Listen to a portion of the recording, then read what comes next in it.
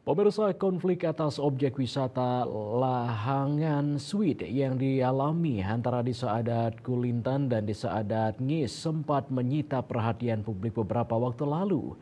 Melihat kejadian ini bahwa sangat penting bagi suatu desa untuk mengembangkan segala potensi yang dimiliki.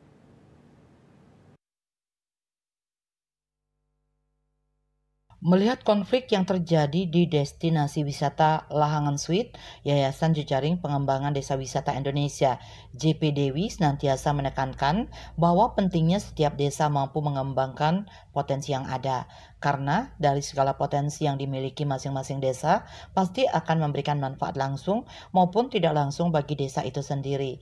Maka andai saja suatu desa lalai atau terlambat mengembangkan potensinya, serta didahului oleh desa lain, ini mesti mendapat atensi sehingga potensi tersebut bisa lebih dioptimalkan oleh desa itu sendiri. Berkaitan dengan konflik yang terjadi antara Desa Adat Kulintan dan Desa Adat Ngis, Ketua Umum Yayasan Jejaring Dewi, IGD Putu Eka Budiase menyarankan agar masing-masing desa adat kembali duduk bersama untuk bersepakat kembali atas apa yang disepakati sebelumnya. Pihaknya juga menekankan bahwa harmonisasi merupakan kunci hidup bergotong royong di Bali. Desa dengan tetangganya akan harmonis apabila ada komunikasi yang baik.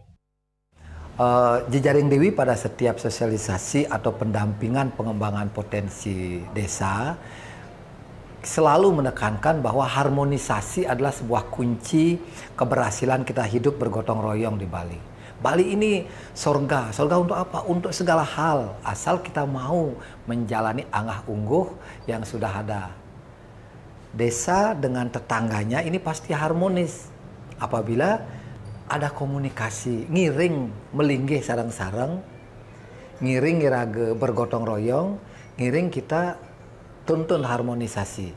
Kalau boleh Jejaring Dewi pada kesempatan ini menyarankan, galilah keunikan dan keunggulan yang dimiliki, kita siap untuk mendampingi pengembangannya, sehingga akan ditemukan hal-hal yang memang bisa memberikan efek positif, baik itu ekonomi maupun kelestarian desa. Nah, mengutip dari kata-kata orang bijak, ini pesan untuk kita semua ini, bahwa jangan habiskan energi untuk mengejar kupu-kupu, tapi tanamlah bunga-bungaan yang wangi, sehingga kupu-kupu akan dari jauh pun akan datang untuk mengerubuni kita. Itu pesan nenek moyang kita sebenarnya. Eka Budiase menambahkan agar konflik ini bisa diselesaikan dengan pendekatan antar desa adat, mengingat kesepakatan yang terjadi sebelumnya adalah kesepakatan antar desa adat. Jejaring Dewi menyarankan kehadiran lembaga adat dari tingkat kecamatan sampai kabupaten untuk memfasilitasi perdamaian agar tidak terjadi hal serupa di tempat lain. Andika, Bali TV.